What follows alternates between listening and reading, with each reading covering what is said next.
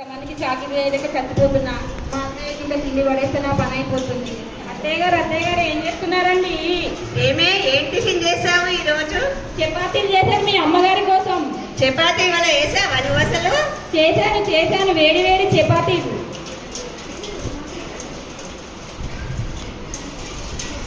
అత్తయ్య గారు చపాతీలు తినండి అత్తయ్య గారు.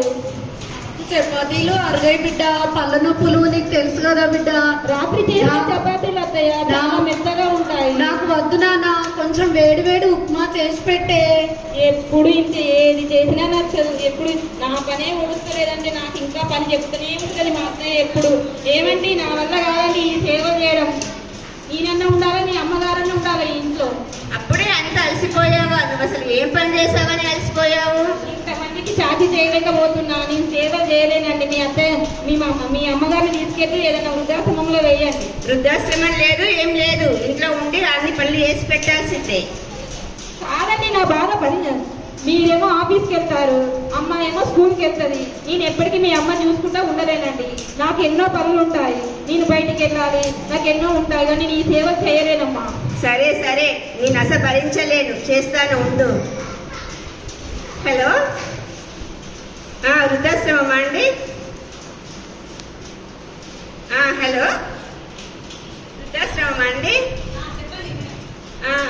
మా ఇంట్లో మా అమ్మగారు ఉన్నారండి, బాగా నష్టపెడుతున్నారు. వృద్ధాశ్రమంలో వేద్దాం అనుకుంటున్నాము. సరే అండి. చూస్తారు కదా, పిల్లలున్న వారిని ఎవరు తీసుకోరు. మీకు చెప్పగలనండి, మీ అమ్మ అనాథ అని చెప్పండి. అనాథ అని చెప్తే తీసుకుంటారు కదండి. సరే నేను అసలు భరించలేకపోతున్నాను. సరే, ఇంకో నెంబర్ కాల్ చేస్తాను. హలో, కరీంనగర్ వృద్ధాశ్రమం అండి? మా ఇంటి దగ్గర ఒక అనాథ ఉందండి.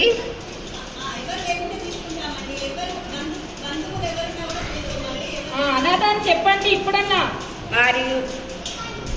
వారు అనాథ అండి. నేను చెప్పలేకపోతున్నానే, నా నుండి గోర పెట్టి. మరి ఏం చేయాలని నా బాధ మీరు అర్థం చేసుకోరు. మీరు ఎప్పుడు 24 hours బయట తిరుగుతారు. నా బాధ ఎవరు అర్థం చేసుకుంటారు? అనాథనండి,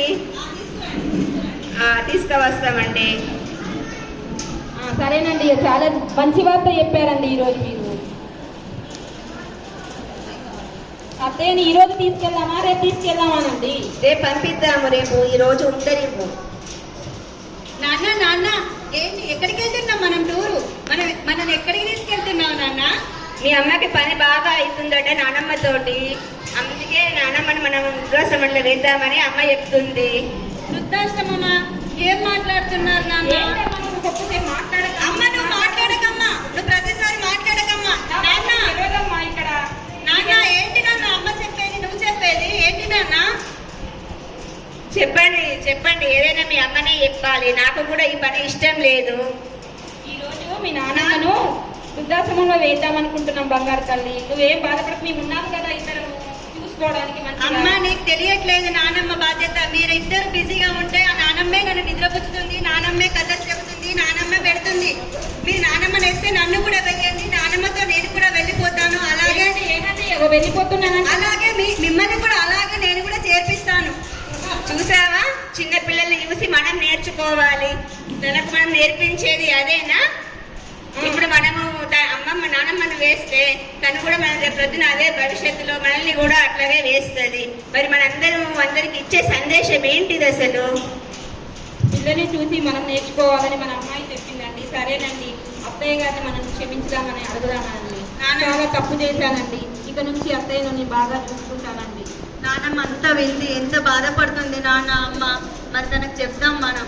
తప్పకుండా నానమ్మకు క్షమించమని మనందరం పోయి అడిగి ఈ కాడ నుండి నానమ్మని ప్రేమగా చూసుకుందాము. అత్తయ్య గారు నన్ను క్షమించండి అత్తయ్య గారు.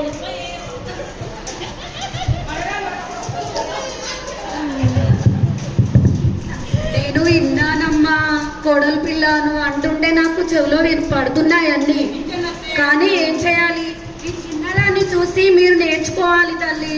నా కొడుకేమో బుద్ధివంతుడు, నువ్వు అట్లా చేస్తావా చెప్పు, వానికి ఇంకా బుద్ధులు చెప్పాలి. కానీ నా మన్మరాలు దగ్గర మీరు నేర్చుకున్నారంటే అంత చిన్నదైనా కూడా ఎంతో జ్ఞానంతో నానమ్మని అట్లా వేయొద్దు అని అన్నది. మరి మనము ఎలా జీవించాలి? ఒకరికి ఆదర్శంగా జీవించాలి. మరి ఇలా మనము ఇంట్లోని పెద్ద మనుషులను అట్లా వేస్తే మనల్ని చూసి ఇంకొకరు నేర్చుకునే విధంగా మనం మెదలాలా చెప్పు. ఇప్పటికైనా మీరు నేర్చుకున్నారు, ఇది కనువిప్పు కలిగేటట్టుగా మనము చేశాము తల్లి. మీరు నాకు 2 కళ్ళు సూర్యు చంద్రుల వేలే, మీరు కొడుకు కోడలు.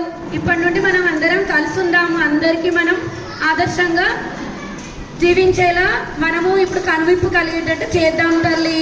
మరొకసారి మీ పెద్ద మనసుతో మమ్మల్ని క్షమించండి అత్తయ్య గారు. నేను తప్పకుండా క్షమించాను కోడలా. ఇంకోసారి ఈ ఉద్దేశం రానియకు.